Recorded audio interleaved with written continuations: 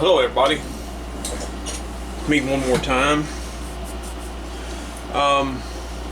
Little update, a few things banning around here.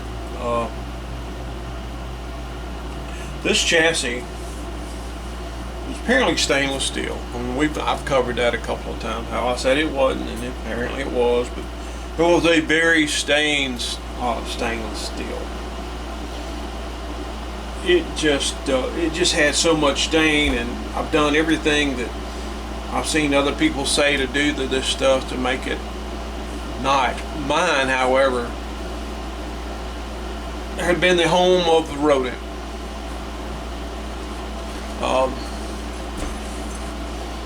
As you can see, this area right here, very heavily damaged. This was really bad. I don't think I have any before pictures. I don't remember what I did with them.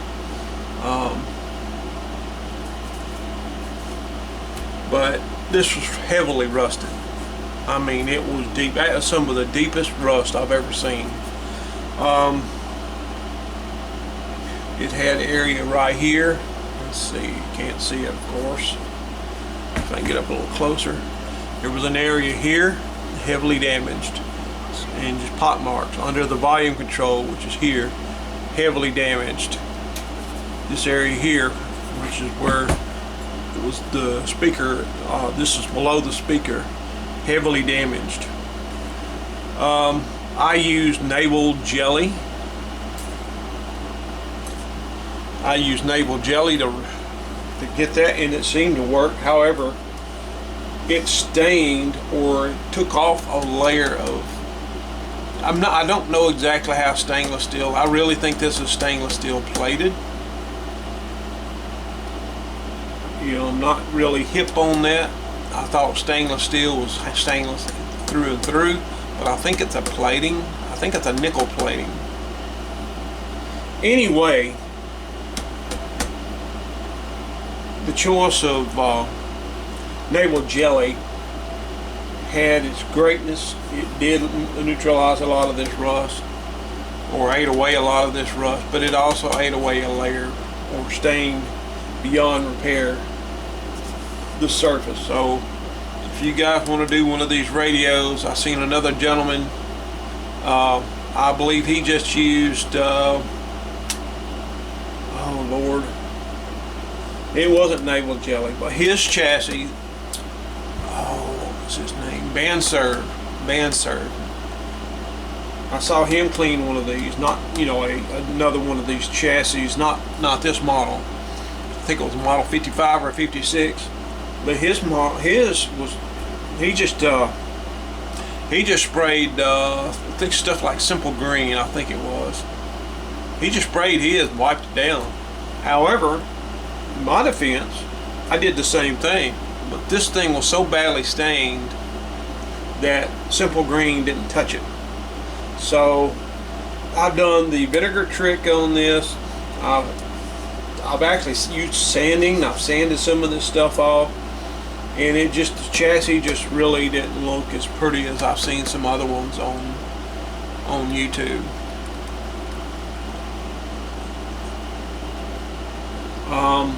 So what I wound up doing is I gave it some more vinegar, try to knock some of this stuff off. I used some more naval jelly to try to knock some of this more deeper stuff off, and I used scouring pads and steel wool, which I really don't recommend steel wool, because steel wool, when you use it, it lets go of little fine metallic pieces of itself, and it will get down in the electronics if you're not very super duper careful.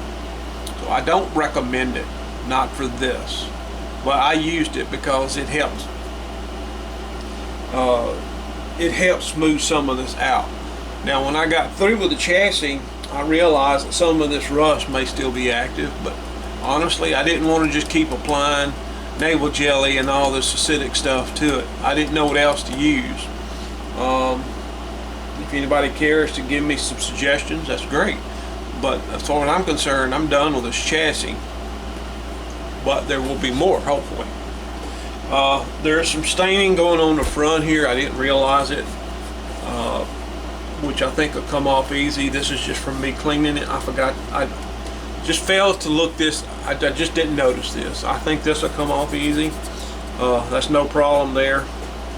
But what I did to keep this rust from forming any more, get you a little closer, get the glare off of it, of course.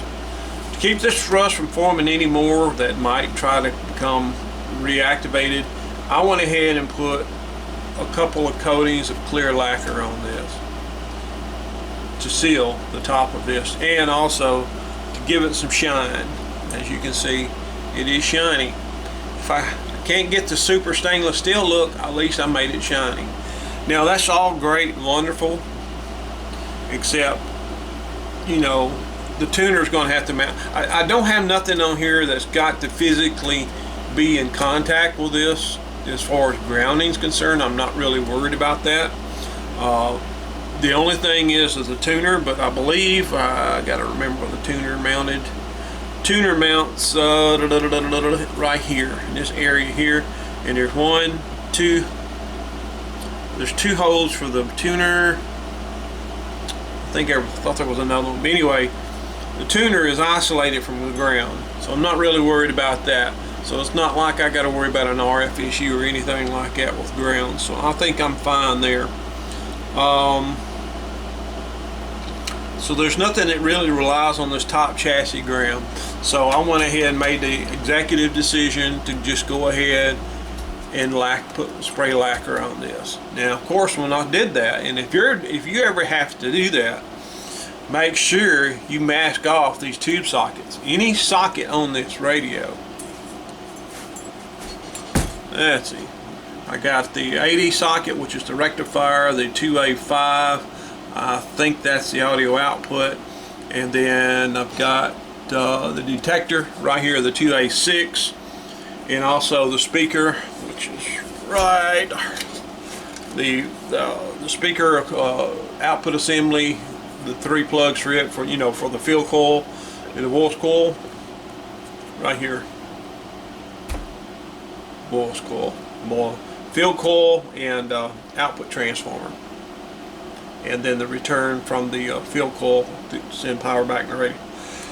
Just mask them off, you'll be okay. Also, this trimmer right here, which, good Lord, I hope this thing is good. I'm going to measure here in just a few minutes for shorts. You can see that. I taped that off to make sure I didn't get nothing in it, and also when I was sanding it and everything. But I went ahead, used compressed air, and blew this thing back out. Every time I did a procedure on it using the steel wool or whatever, I blew this thing out from the back first, and then the front, and then the back again. I don't think there's nothing in there that's caught as far as any little metallic pieces from the steel wool or anything like that. So I wanted to just share that little bit of information with you. Also sprayed the back of this radio to help preserve that. I'm not 100% happy with this turned out. I think it could have been better. Stainless steel is great stuff until it gets stained. Well, I can say. There was I attempted to do a video. On, how can I say this? Restuffing dog bone resistors.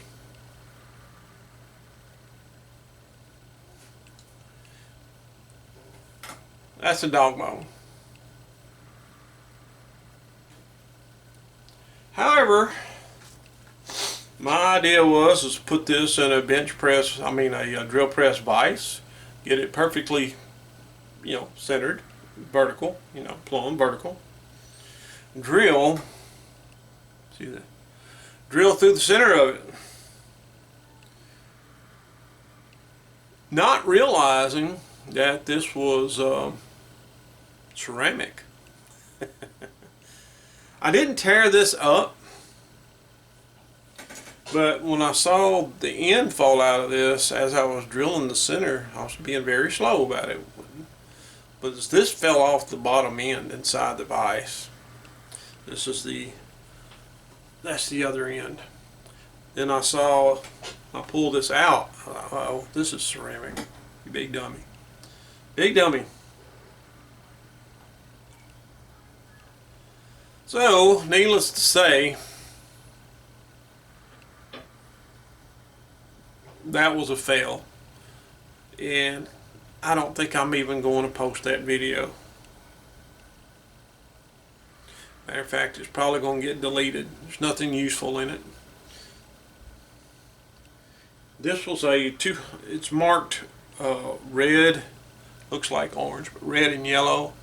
And the code for that, according to the Atwater Kent manual, is red and yellow is a 250K or 250,000 ohm resistor, or they call it in the manual 0.25 mega ohm.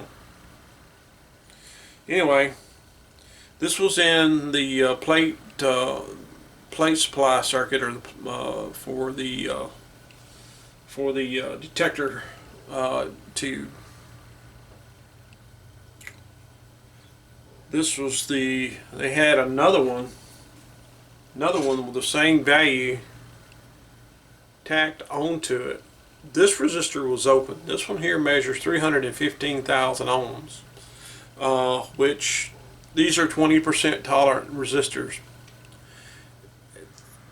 250,000 ohms, the tolerance would have been 50,000 ohms. This measured 13,000 ohms higher than that. So, these old radios, I don't think are super critical, as long as you don't go like double the value. My idea was, I saw this piggybacked and I wanted to get rid of that piggyback. I wanted to try to clean this up. And my thought was take this resistor and bored out, before I knew it was ceramic, bored out, stick a new resistor inside this body, and then seal it up. You know, it was a good idea, but you know, sometimes you can't see the forest for the trees. And so I figured out finally, before I destroyed this, that this was ceramic, and you can't drill ceramic. You can, but usually they'll crack and destroy themselves. So if you're going to make a resistor like this, if you want to go 100%, and I don't have boxes of these old radios running around with all these dog bones that I can sift through until I find a resistor that matches. I don't have that. So I'm back to where I was before. Do I want to make this thing authentic? In other words, if somebody opened this thing up and saw it, like, wow, this thing got all, you know, instead of seeing one of these, you'd see a modern metallic resistor. You know, that's a choice I want to make. Do I want to? I don't, since this is going to be a pain in the rear end to make a duplicate. And I know there's a few more resistors in here that are bad.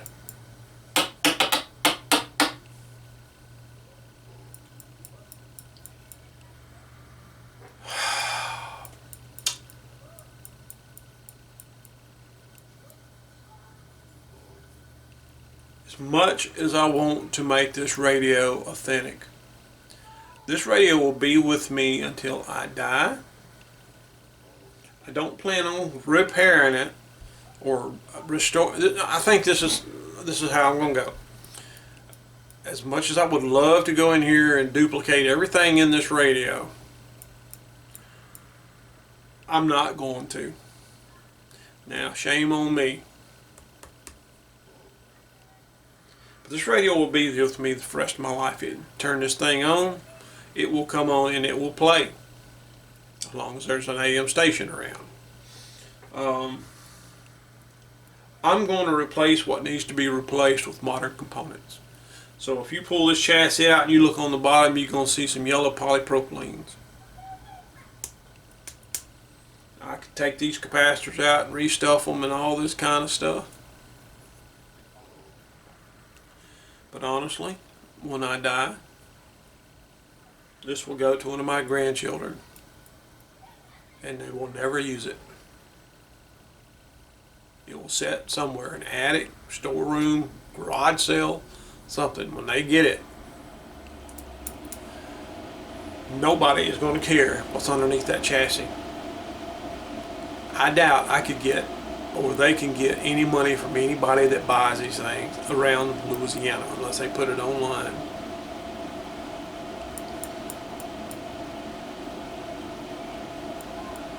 I choose to replace this thing with the components inside this with modern components where they need to be. None of this will be visible. When you look at this thing from the outside, you will not see a modern component. Underneath, different. The outside appearance will look the same because I will go to pains to make it look authentic. And it is authentic. It's no different. Look. Say like in 1950, somebody wanted this radio to work in 1950. The radio was made 1933. So in 1950, somebody takes this thing into a radio shop. Okay? It doesn't work. A dog bone goes bad. What do you think they're going to change this out with? They're going to put a modern for the time resistor in there. Okay, so said shop changes this resistor, puts an ohmite in there, more modern one, molded carbon composition resistor, okay, they fix it, we pay for it, going about their way. And here comes 2021 and I get a hold of it, I open this radio up. There's a carbon composition resistor in there. Okay, so then what? My point is the repair shop repaired it with what they had at the time. That's modern. Back in the 30s and early 40s, resistor went bad. They changed it out with what they had. Somebody brought me a radio like this and say, "Hey, I want it working." Okay. Do you want to pay to get it rebuilt like it, to make it look like it did the day it come off the factory? Or do you want it to work? I'm my own customer and I choose to make it work with modern components. Not go to all the extra time and effort to make this thing look authentic. I'll replace what I need to replace to get it going with modern components. It will work. It will be put back together. I will finish the cabinet. I will fix the cabinet, and it will sit in my house because I like the looks of the radio. And it will work. If this disappoints some of you guys, I'm sorry, but it's what I choose to do with this radio.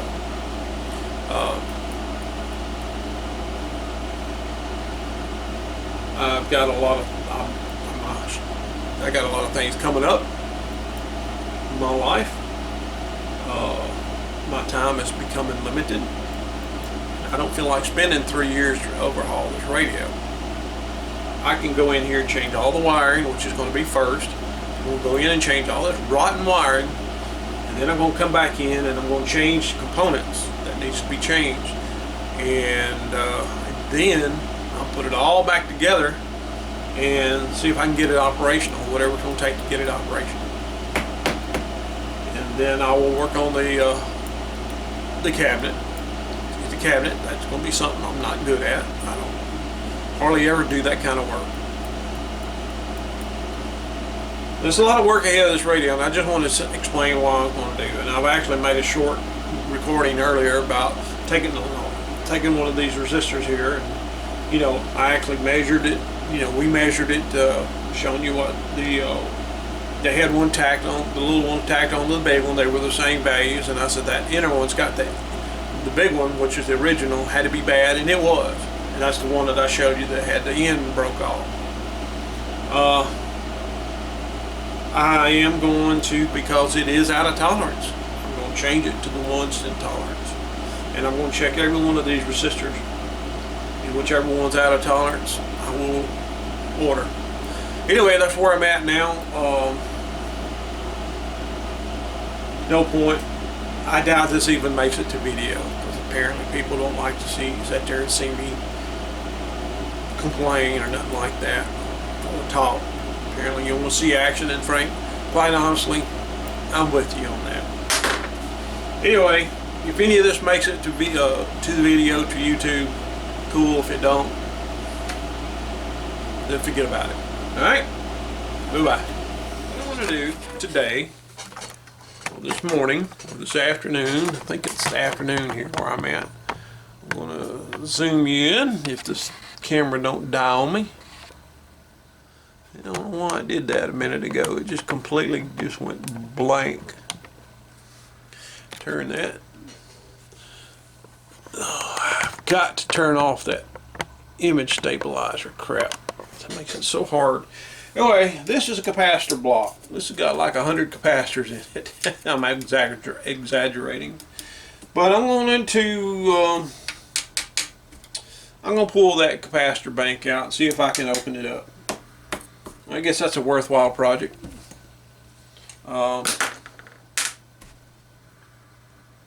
And go from there. So let me make some drawings of it and how everything's done. Take 100 pictures and I will get back. Alright, I'm back. Figured out why my camera was dying. The battery was depleted. Imagine that. Okay, on this capacitor block right here, that thing,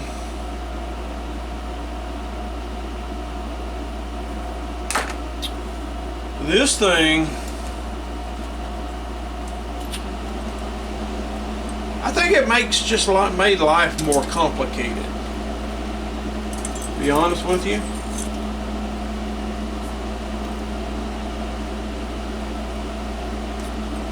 I mean, I'm like, if I'm not going to go back in here, make this thing 100% like it was, I'm not going to fool with this thing. Here it is.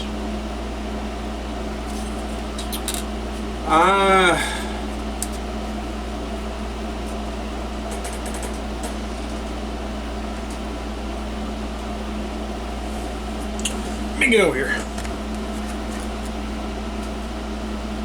People that don't know, I've seen videos of these people that's tore these things apart.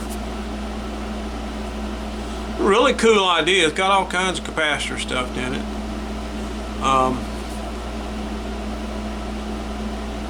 On this side I see 1, 2, 3, 4, 5, 6 leads. You know, 1, 2, 3, 4, 5, 6. I see 6 leads right there. On the other side I see 1, 2, 3, 4, 5, 6 again.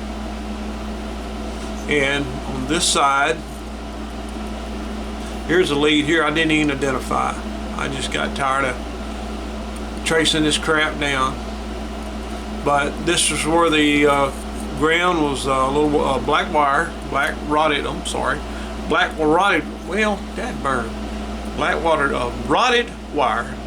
rotted wire. Say that 3 times fast. That was going to a solder point on the chassis.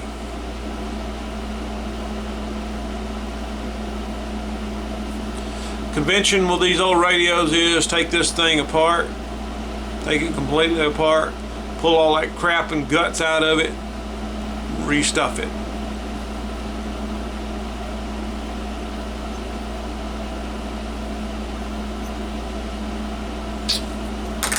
Well,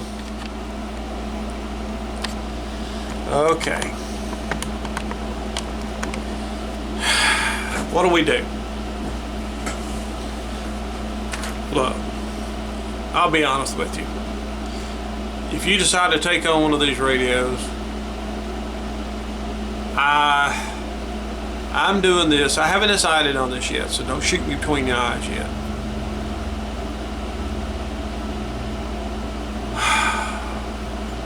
This is going to be fun.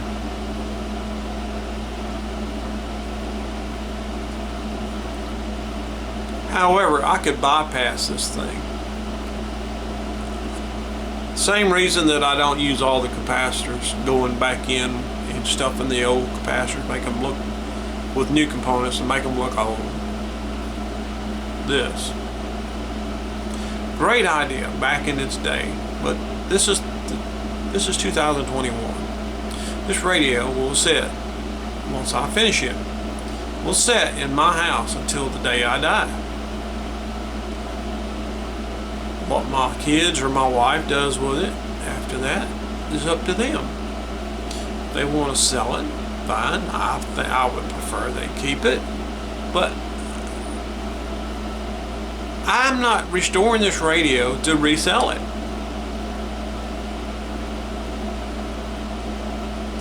I don't really need this.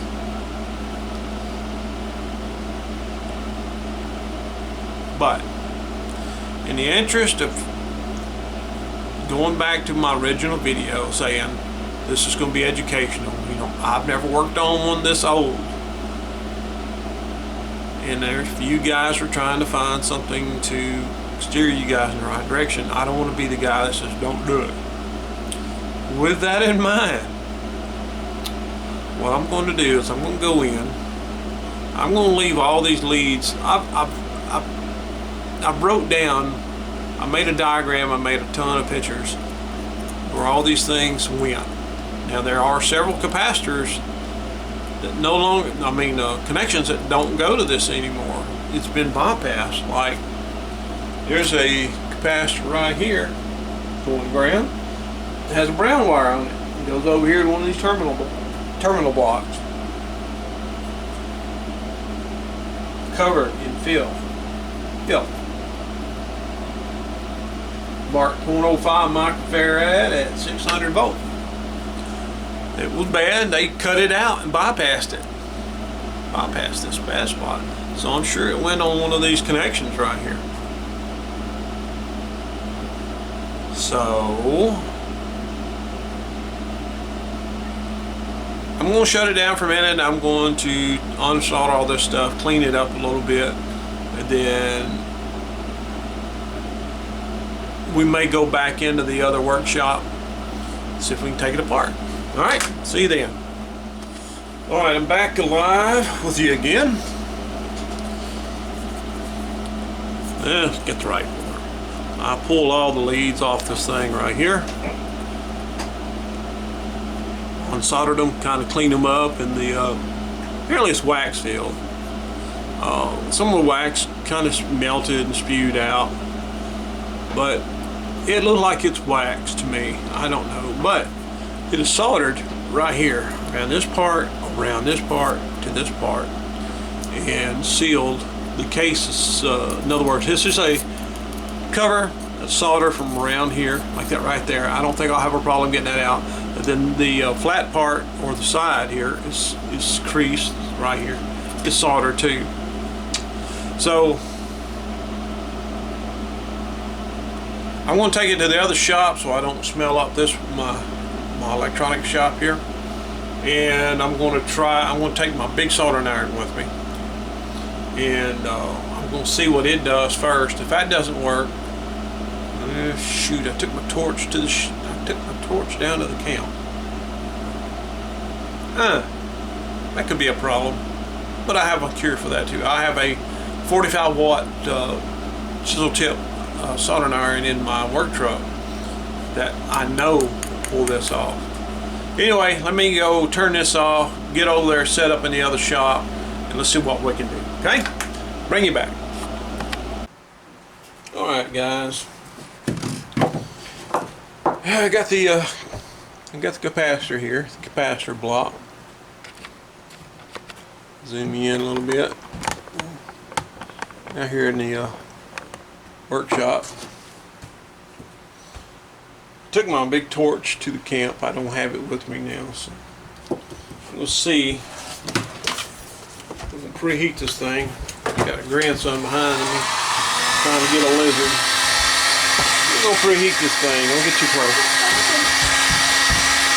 He's trying to get a lizard. He's lizard hunting. I'm gonna preheat this rig.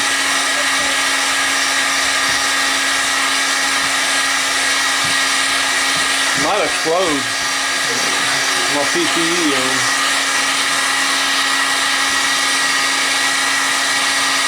Probably ought to.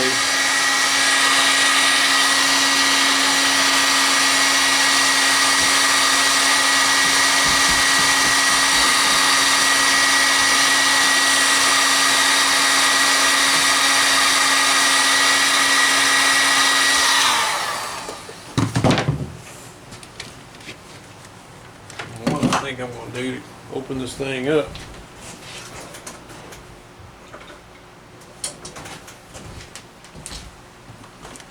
See, this is a Weller,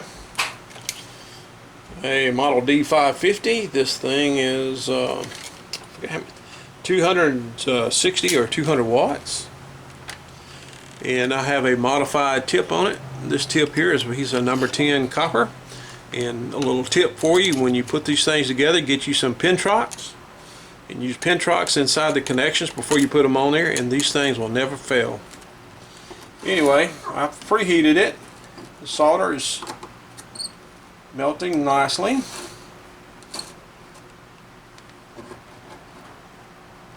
See if I can persuade this thing to open up.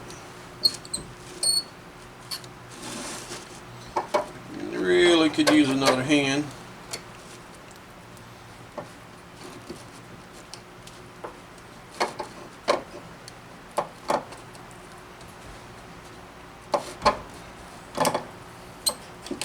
That's not working because I'm chasing it.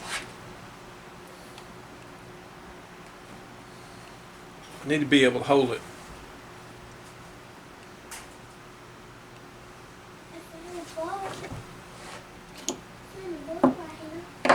What? I found a bug right here. Ah, he ain't no bug in here. I found a bug right here. Okay. I gotta stop the video a second. Okay. Sorry for the interruption.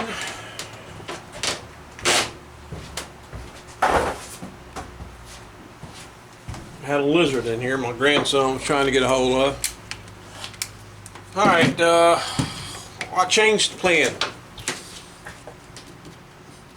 I'm going to hook this thing straight up, and I screwed one end of it to my work table. Now I can manhandle this thing. So the first thing I'm going to do is I am going to preheat this bad boy.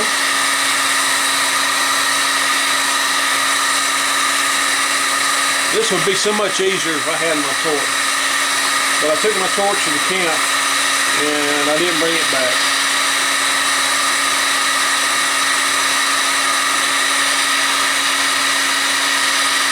Preheat this thing, my soldering iron will work on it a lot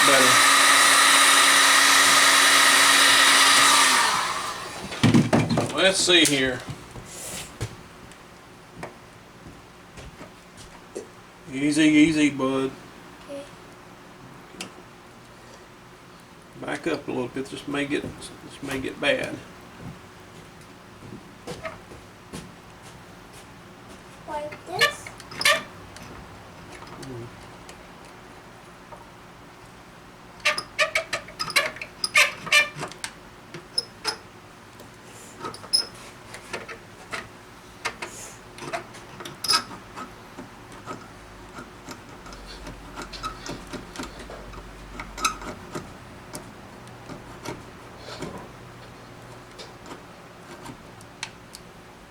Like I've got all the solder separated off of this, off that side, so I'm going to do the same thing for this side. Put a little bit don't want to come apart for some reason, but I'm going to knock the majority of the solder off. I mean, it's preheated again.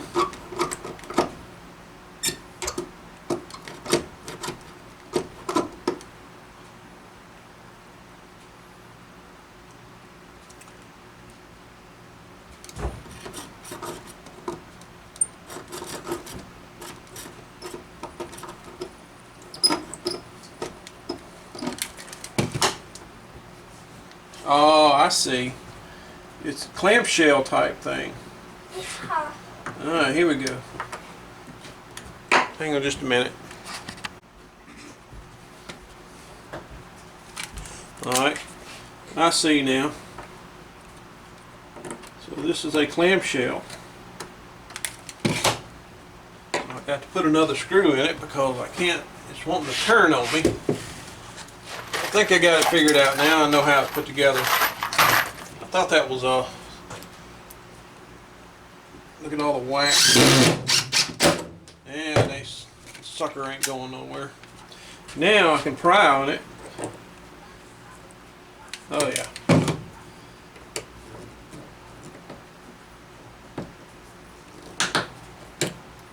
Got that side loose.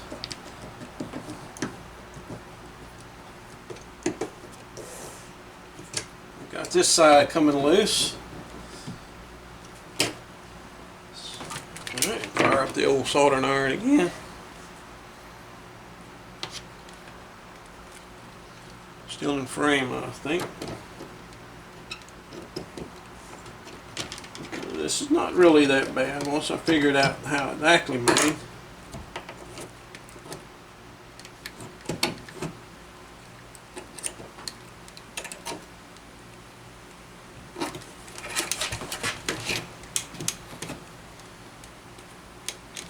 Yeah, it's preheated again. Yeah, that's preheated. Give it some more heat. Should be nothing to it if I add my torch.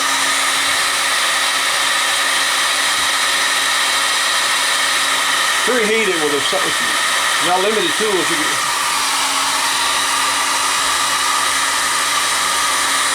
The preheat makes it easier for the soldering iron to do its job.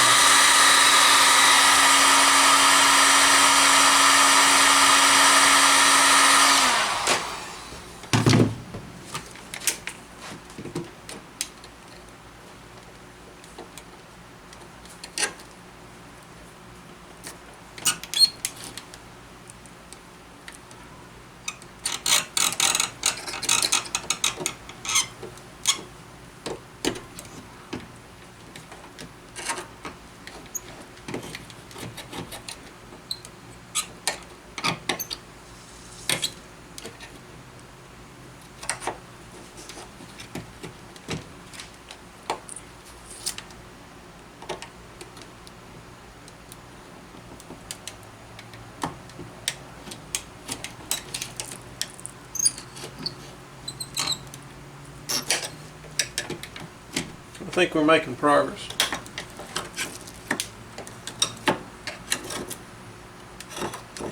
There's the capacitors. Here's the cover. Get it out. Be doing something. Probably could use a little bit longer screwdriver.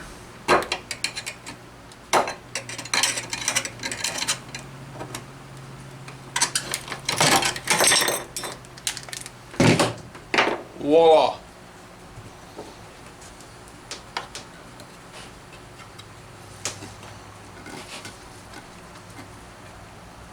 Don't really want to touch it right now. It might be a little on the warm side,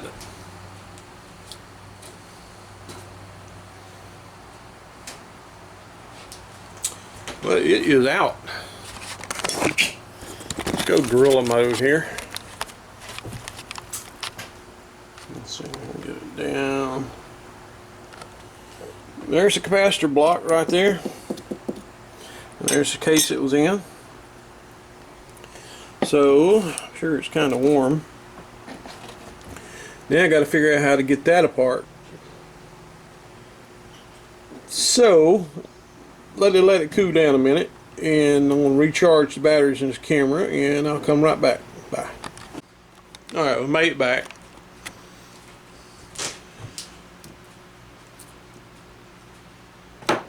Well, I tell you what, if any time that I would like to have some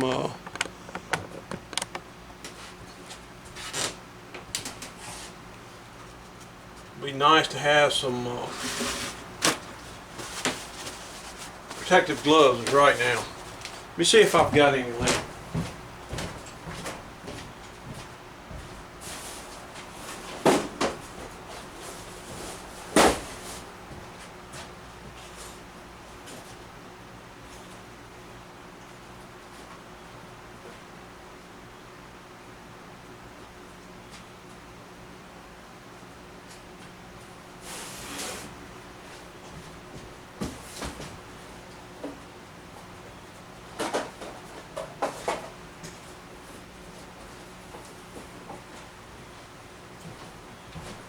Be nice if I had some rubber gloves or something like that. So I ain't got to touch this mess. I don't think this is PCBs because it's wax based. But I'm just gonna grab it with these brand new utility gloves. Alright, got you zoomed in a little closer. These being capacitors, this is that's what it kind of looks like inside. It's just a bunch of these things rolled into one. So I want to unravel it so I can get to that board. Oh boy, I kicked it, didn't I? Let's see if I can do this. I'm going to zoom out a little bit. Look at all that wax right there that came out. It's a mess. Yeah. Well, this thing's got to have a beginning and an end. So let's just start digging. Oh, look at there. We have made penetration. There we go. Starts unwinding. Some of these other videos I've seen of people doing this, they didn't have an easy time with me.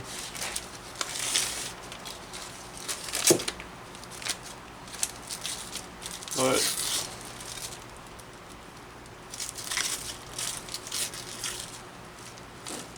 let's look at there.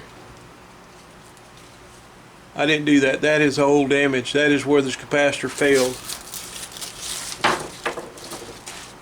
We'll pull that off.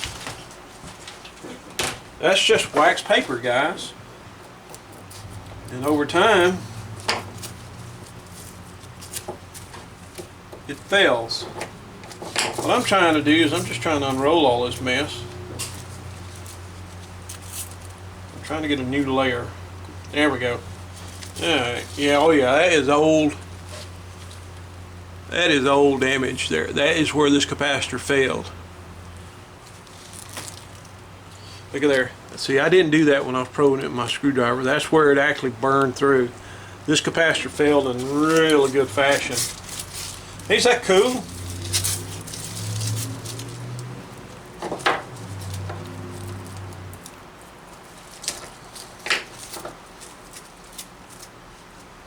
Guess if I was really good, I could just unwind this thing very carefully, patch it up, put it back together.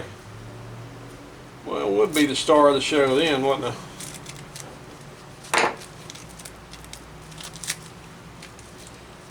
Looks like we got past the damaged layer. Look at there.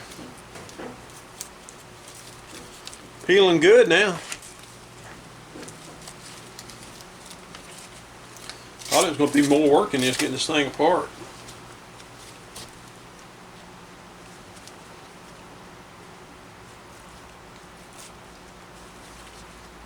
Or to see where the layers begin and end.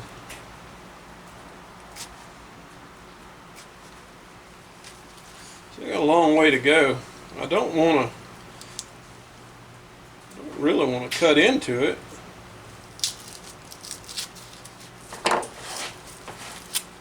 See what that does.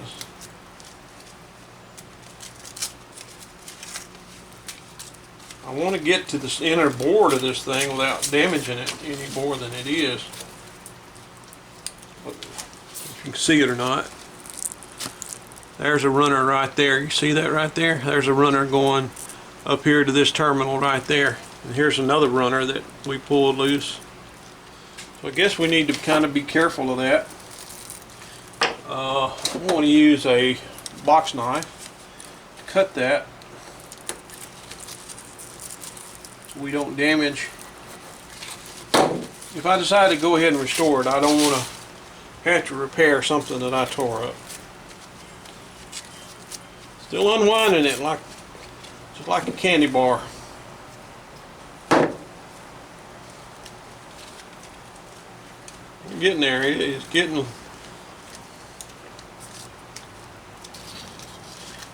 down to the nitty-gritty of it here now. That's what's inside one of these things. I'm going to widen you out just a little bit. That way I can keep you in view so you don't get all frustrated. We're getting down good now. Just one big giant pile of aluminum foil and some waxy paper. Why do they call them wax capacitors? Wax is what makes the electrolyte. With the dielectric. Electrolyte is in batteries. I think I said electrolyte in one of my past videos.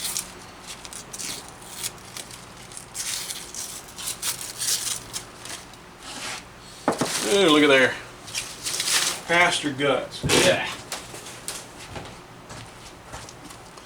A lot thinner now. Oh, there's another runner. See if we can get it there. Right there. Another runner. You got another capacitor. So I'm just going to score it. Move it out of the way.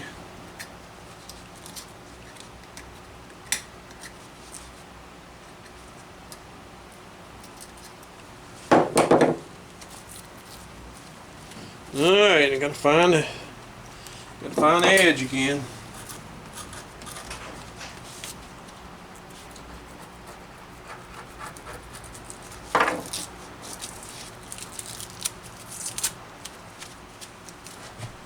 Alright, let's see.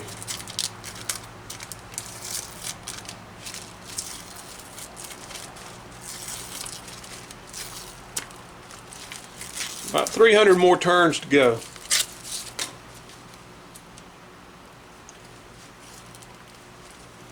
Oh yeah, I got a fresh layer now. We're getting down to the bottom end of it.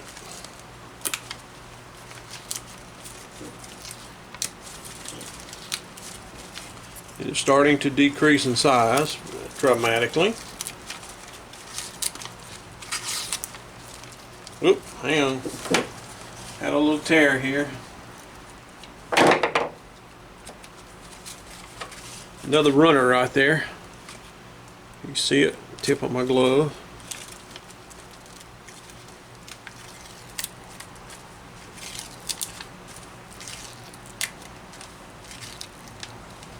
See that runner? How it's attached. So we get to cut that one off too.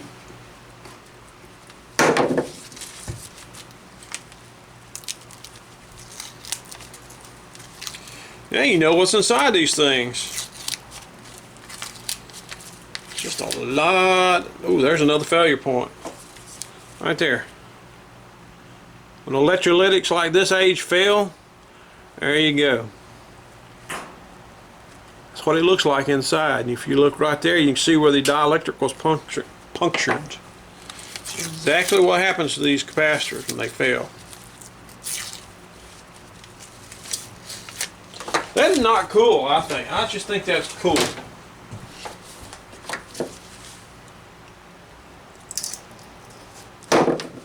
And there's another runner.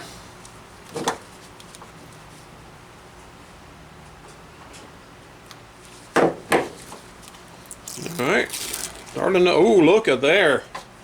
Wow. Look at there. Another failure. Another failure point. You see that black spot? That's where this layer arced to that spot. The dielectric, which is the wax paper, failed. Allowed the electrons to flow from one end to the other without where they're not supposed to be. Instead of something that blocks DC, now it becomes a big old resistor.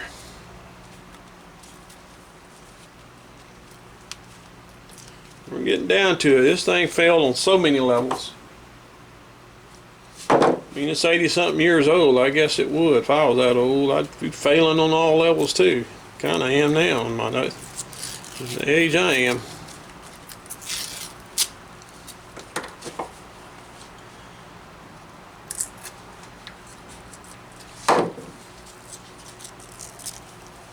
We're getting down to it, guys. I promise.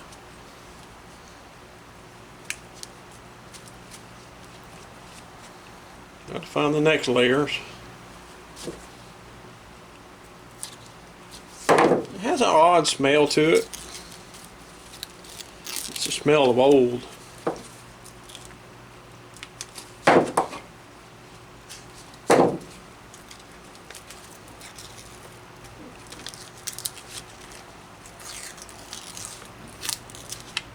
There's another runner.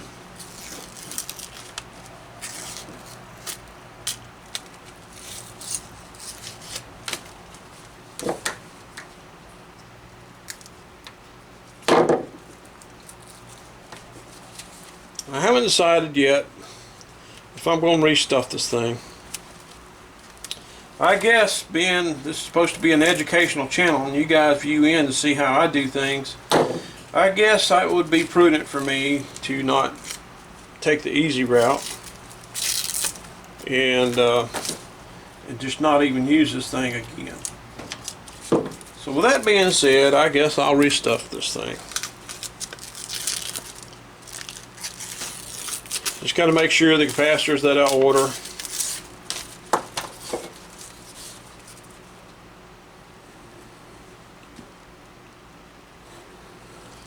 fit. All these capacitors to fit in here. I'm going to just kind of start chipping away at it, cutting sections out at a time. I think that'd be a little easier. That's one layer. Get down to it, guys.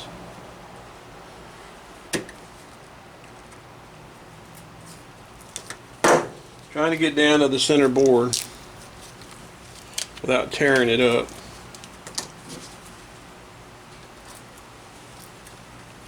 I think I'm about there.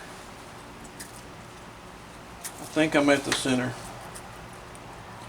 I think there's another capacitor under here. Yes, there is. Oh yeah, we still got some more to go here. We're getting there.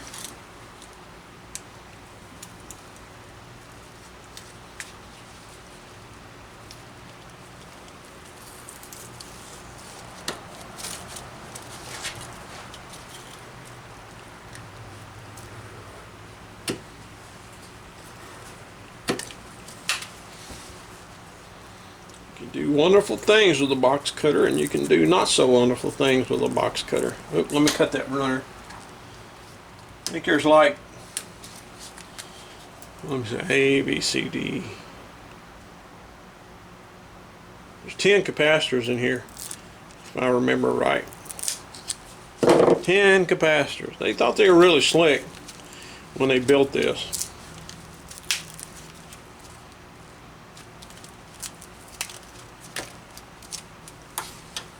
And I guess back in the day, this is really leading technology, you know, this is ooh and ah.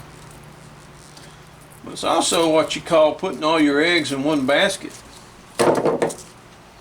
Which means if one component fails, it compromises the rest. Of course, you could just do like these folks did, and they go in there and they cut the bad capacitor loose,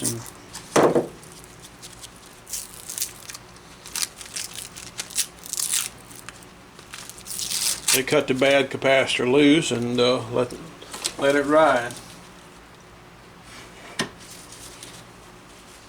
Ain't much left, guys.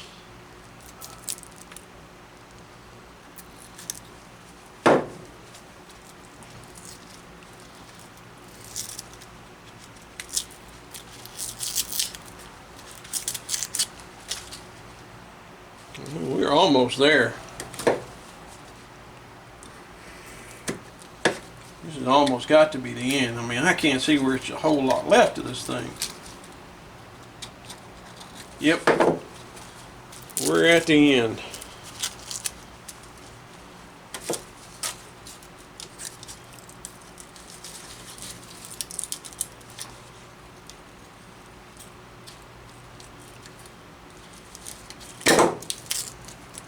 Pretty cotton picking close to the end. Oh, look at there, I see substrate.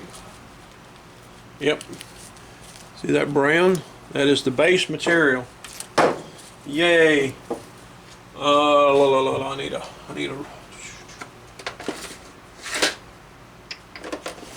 really could use a razor blade.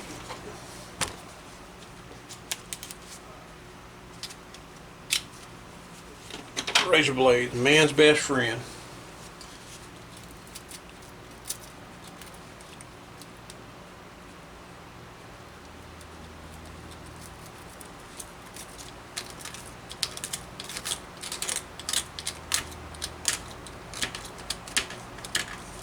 Yeah, I don't know. Sometimes you know how you have high expectations and sometimes it just don't pan out. We're there. I'm just cleaning it up right now. Just getting rid of all this leftover junk that could cause a problem later on.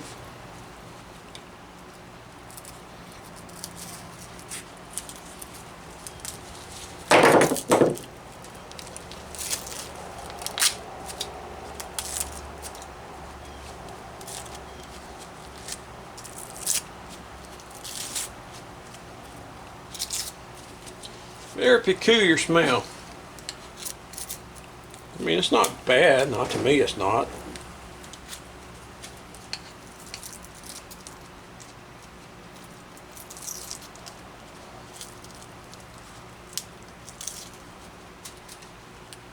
Look at all the runners.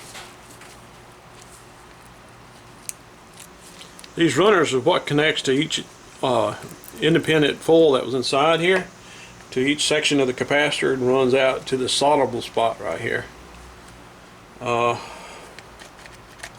Apparently they have them joined somehow or another. I think that's as good as it's going to get as far as that part's concerned. So let me get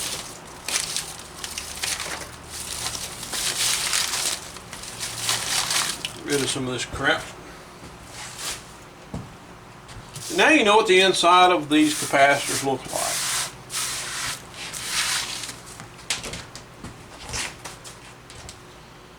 Talk about this.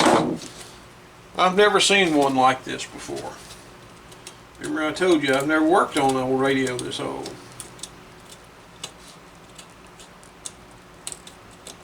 I think in the interest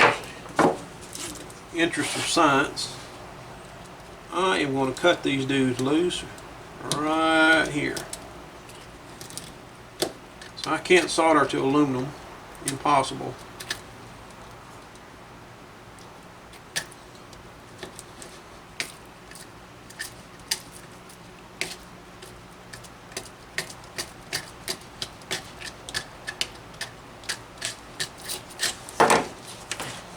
Looking better all the time.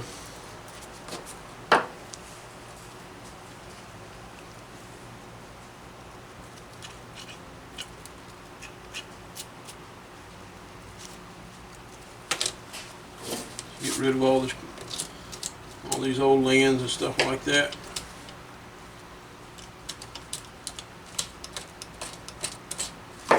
We'll have to take the heat gun back to it, clean it up a little bit more. Making sure y'all guys are still in frame. Got so carried away running my mouth. Busy end of this. Kind of forgot to make sure you're. Whoop, come back here. Come back here. There right there. Need to fix each little rear end up.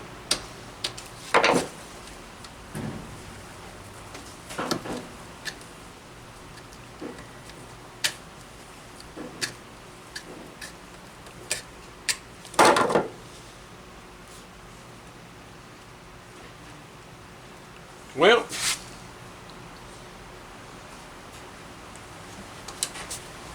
I think we're going to take a little bit of the heat gun, all of it.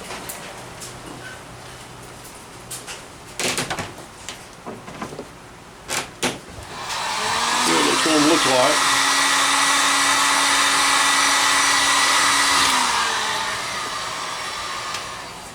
I really need some kind of a brush.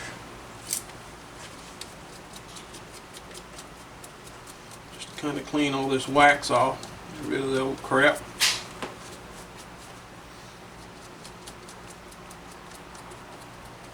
It smells like an old antique store. Yeah, that cleaned up really nice, guys. Look at there. Yeah, I might just decide to use this thing after all. This is what it looked like before. That's what it looks like now.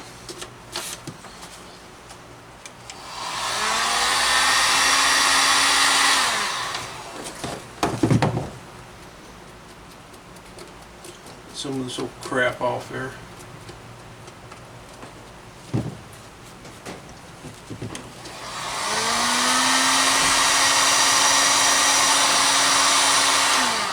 Yuck.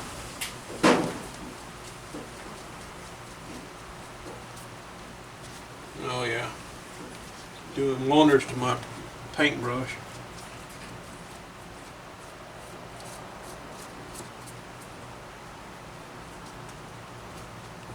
Gross.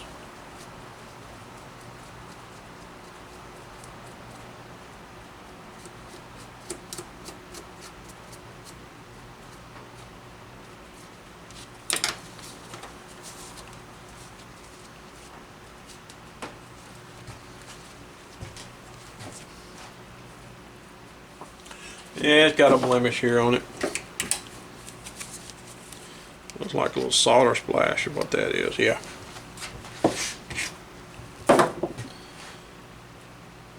Well, that's what it looks like. All little connections.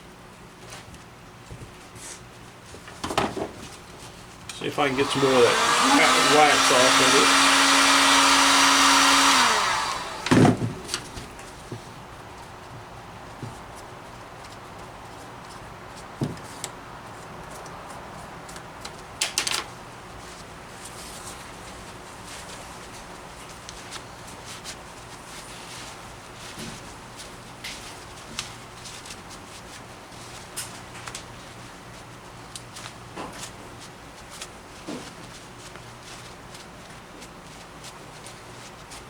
I really don't know of a way to completely get wax off of something. I don't know of anything that will dissolve wax without damaging whatever you've got the wax in.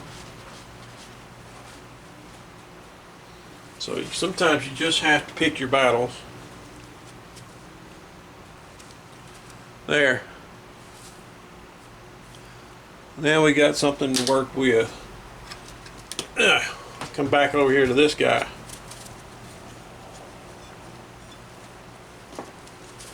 That is residual wax. That's all that solder that was in there that I still got to get off and clean up.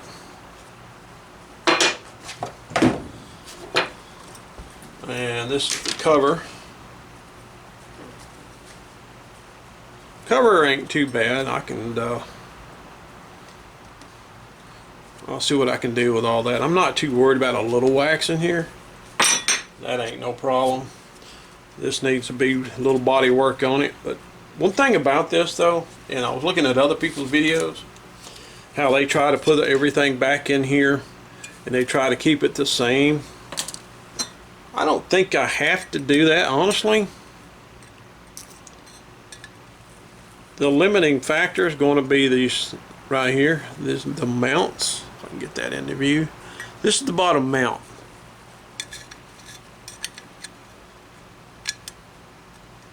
It could be a limiting factor, but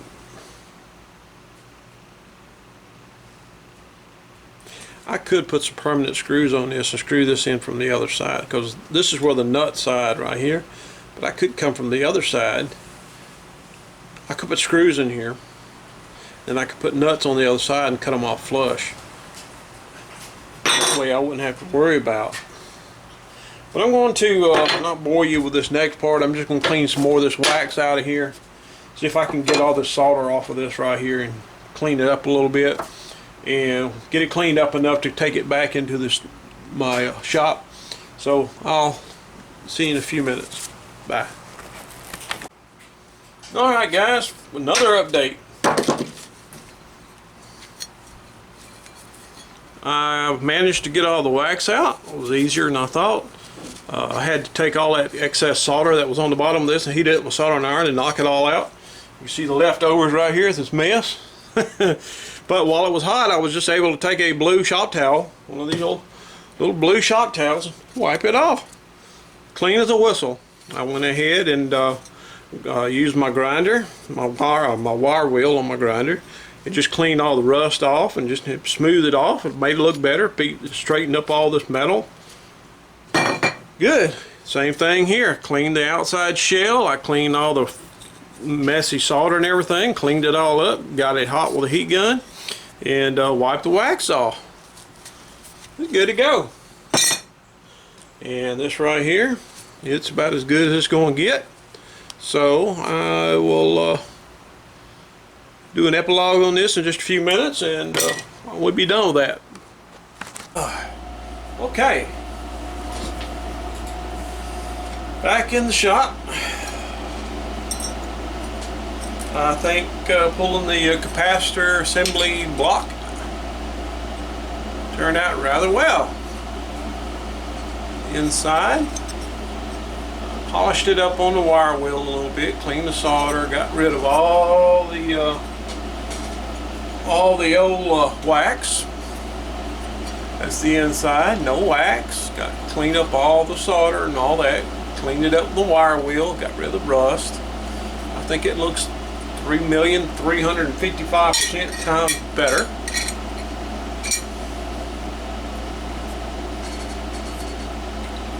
This is the inside. This is what all the capacitor foil, if you remember, was wrapped around.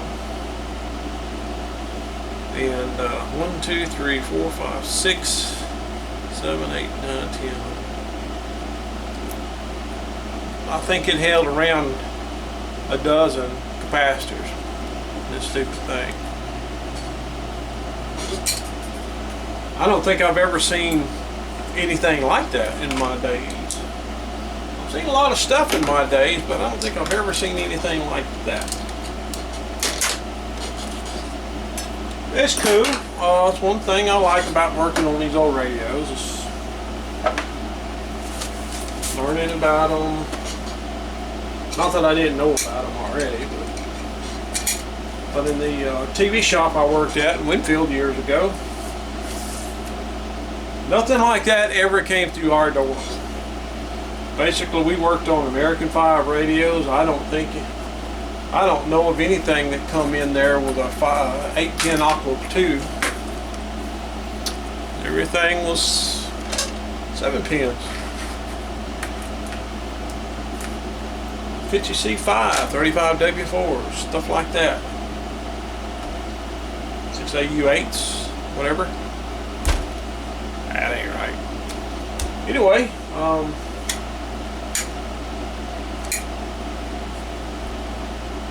this turned out rather well.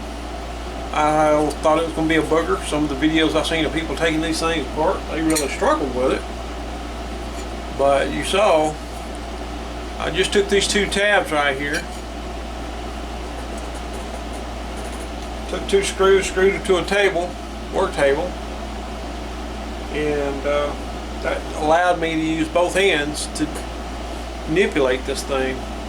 It didn't take long to open it, as you saw. I straightened it up. I had little dings on it on the outside edge here. I straightened it up. So this thing ready to be restuffed. That I have to wait. I have no parts. I had to stop working on this afternoon. Anyway, that's that. We'll see you soon.